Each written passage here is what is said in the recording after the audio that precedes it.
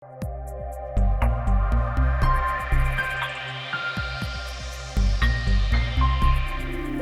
kasih, biar hikmat, pengurapan, pewahyuan, pengertian dari surga curah atas kehidupan kami.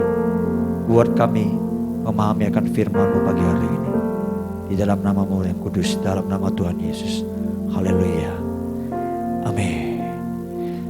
Shalom Bapak Ibu Saudara sekalian. Saya mau ngajak kita buka satu firman Tuhan, Matius pasal yang ke-6.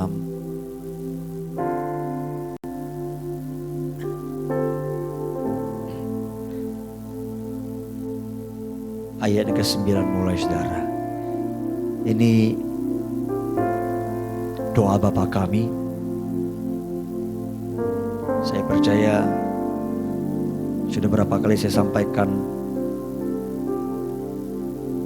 tema tentang doa Bapa kami ini. Tapi hari ini saya mau tekankan lebih lagi, saudara, soal pengampunan dengan pencobaan, saudara. Saya akan bacakan buat saudara doa Bapa kami ini, dan saya percaya saudara semua hafal ya. Karena itu berdoalah demikian: Bapa kami yang di surga, dikuduskanlah nama-Mu, datanglah kerajaan-Mu, jadilah kehendak-Mu di bumi seperti di surga.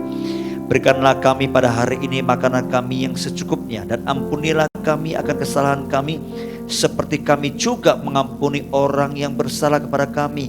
Dan janganlah membawa kami ke dalam pencobaan, tetapi lepaskanlah kami daripada yang jahat, karena Engkaulah yang mempunyai kerajaan dan kuasa dan kemuliaan sampai selama-lamanya. Saudara, kalau saudara perhatikan ayat ini, saudara, mungkin salah satu doa yang sering kita naikkan adalah kita berdoa supaya Tuhan menghindarkan kita, menjauhkan kita, dan tidak mengizinkan kita untuk bawa kita masuk ke dalam pencobaan.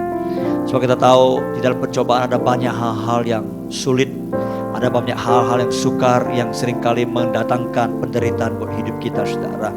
Tapi saudara tahu bahwa doa Bapa kami ini semuanya itu terstruktur, saudara. Ya, dan kalau kita lihat, maka ketika kita berdoa supaya Tuhan jangan bawa kita ke dalam pencobaan, maka saudara harus melewati dulu fase sebelum pernyataan jangan bawa kami ke dalam pencobaan, yaitu saudara dan saya harus bisa mengampuni orang yang bersalah kepada kita, saudara. Ya. Nah, pengampunan itu sangat berpengaruh kepada pencobaan-pencobaan yang akan terjadi dalam kehidupan kita, saudara.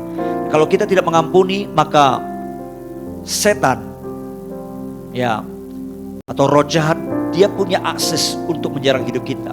Berkali-kali kalau sudah baca di kitab Injil tentang apa yang Yesus sampaikan kalau soal pengampunan, kalau orang tidak mengampuni maka dia akan diserahkan kepada algojo seperti itu, ya, simbol daripada setan-setan, saudara, seperti itu, saudara. Nah, saya mau katakan, ya, tidak hanya itu, tapi pengampunan itu juga mempengaruhi tubuh kita. Ya, banyak orang mengalami penyakit itu asal muasalnya, itu akar masalahnya itu karena sulit untuk mengampuni. Ketika sulit untuk mengampuni, saudara, akar pahit itu meluncur, maka itu mengakibatkan semua sel-sel yang seharusnya tidak bertumbuh, tidak berkembang, sel-sel yang merusak, sel-sel kanker, ya, itu muncul, ya, bermultiplikasi dalam tubuh seseorang yang tidak mau mengampuni, menyimpan kepahitan, menyimpan sakit hati seperti itu, saudara. Secara medis sudah dibuktikan, saudara, kalau orang yang susah mengampuni, orang yang menyimpan luka-luka hati, saudara, maka cenderung akan mengalami penyakit-penyakit yang berat seperti, saudara. Tapi kalau saudara baca juga di kitab Injil, ya, pengampunan juga mempengaruhi tentang kehidupan kekal kita, seperti yang saya sampaikan beberapa hari yang lalu, saudara. Dan pengampunan juga mempengaruhi hubungan kita dengan sesama kita, saudara. Tapi yang terpenting yang hari kita pelajari adalah pengampunan itu sangat mempengaruhi, ya,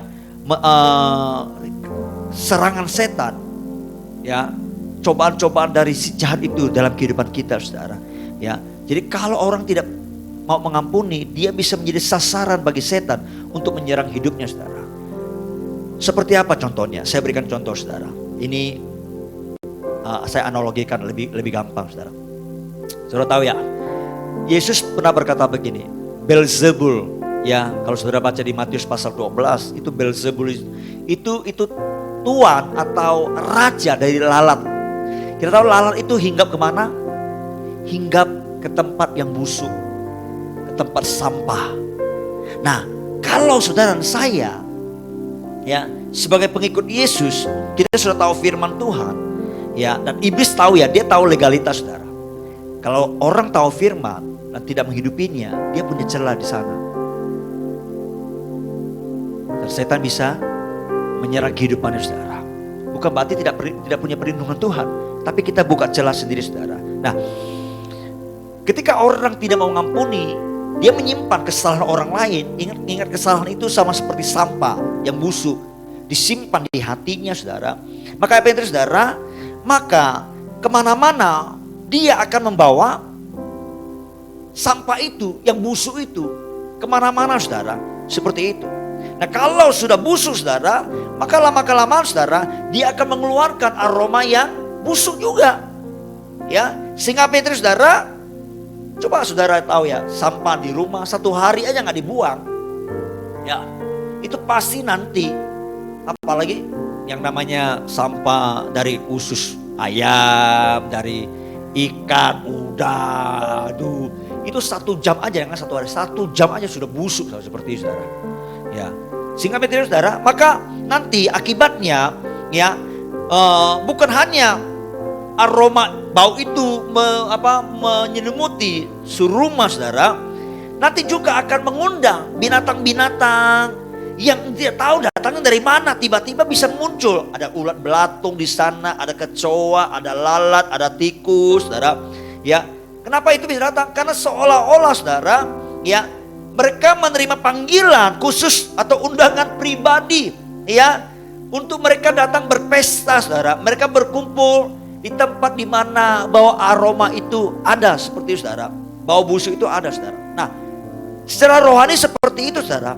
Kalau kita simpan kepahitan, kita simpan kesalahan orang lain, kita simpan kejahatan orang lain, saudara, maka yang akan datang dalam kehidupan kita, saudara, wujudnya sesuatu yang memang tidak bisa kita lihat dengan kasat mata, ya, tapi itu ada benar-benar ada, saudara. Dan itu berupa, ya, roh-roh jahat. Yang Alkitab katakan roh-roh jahat itu ada hierarki, saudara. Ada hierarki, ada penghulu setan, ada apa lagi? Penguasa di udara, ya kan? Ada roh-roh jahat di udara, seperti itu, saudara. Ya, tadi saya katakan salah satu pemimpinnya itu bernama Beelzebul. Itu namanya raja atau tuan lalat, saudara, seperti itu, saudara. Ya, jadi kalau kita simpan kesalahan orang lain, ya, saudara sedang menyimpan sesuatu yang busuk. Akibatnya, kalau kita menyimpan sesuatu yang busuk, maka cara tidak langsung saudara sedang mengundang Beelzebul itu datang. Tuannya kotoran, tuannya lalat, majikannya lalat untuk datang dalam kehidupan saudara. Lalu mereka akan berpesta pora di situ dengan mengundang anak buahnya, saudara. Dan dia akan menyiksa hidup saudara. Kenapa sih banyak orang merasa hidupnya kok silih berganti, pencobaan-pencobaan datang, ya? Kok banyak sekali masalah silih berganti sepertinya? Jangan-jangan ditelusuri.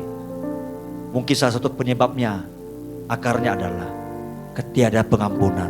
Sehingga ada celah bagi si jahat itu untuk datang mencobai dia, untuk datang menyerang kehidupan saudara. Ya, saudara mungkin berpikir begini, ternyata, ya, selama ini saya mengundang banyak lalat datang ke kehidupan saya. Nanti setelah ini saya mau pergi ke supermarket, saya akan beli obat serangga, ya, saya akan semprot, lalu mereka mati semuanya. Saudara, itu kalau lalat yang asli. Tapi semprot pun, sekali semprot mungkin mati. Tapi kalau sampah itu gak dibuang, nanti yang lain juga datang lagi, saudara. Itu otomatis, itu sepertinya sudah siklus alam. Kalau secara rohani itu sebenarnya sudah siklus spiritual seperti itu, saudara. Setan tahu, saudara. Ya, saya berdoa sekali lagi, saya berharap, ya, supaya tahun ini kita sungguh-sungguh lepas dari semua pencobaan-pencobaan yang mestinya tidak perlu kita lewati, yang mestinya tidak perlu kita hadapi, saudara. Ternyata ada banyak pencobaan-pencobaan yang terjadi, saudara. Karena kesalahan kita, karena kita tidak mau mengampuni, saudara. Sekali lagi, saya berharap, saya berdoa, pengampunan boleh menjadi gaya hidup kita, saudara. Hari ini saya tidak tahu apakah kita akan bertemu dengan situasi, kondisi, atau orang-orang yang akan melukai kita, menyakiti kita.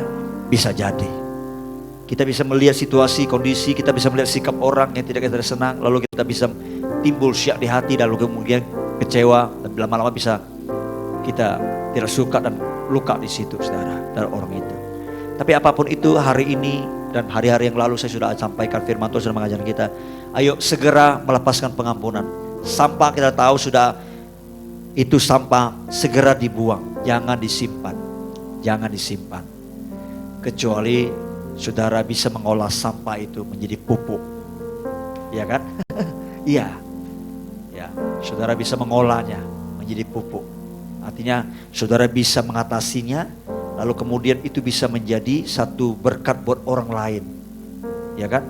Kesaksian bagaimana saudara bisa mengalahkan atau memenangkan, mengampuni orang lain. Saya berdoa kita semua menjadi orang yang merdeka, kita menjadi orang yang free, kita menjadi orang yang setiap saat dipenuhi dengan damai sejahtera, dipenuhi dengan sukacita, saudara. Ada amin Bapak Ibu Saudara? Ya, saya teringat dengan satu statement saya yang pernah saya ucapkan di atas mimbar. Ada jemaat pernah bertanya kepada saya, Pak, kenapa sih orang sering kali memanfaati saya? Saya berkata, karena kamu orang yang dapat dimanfaatkan. Kamu orang yang bermanfaat. Yuk, kita menjadi orang yang bermanfaat. Kalau orang mengecewakan kita, gak apa-apa, kita ampuni,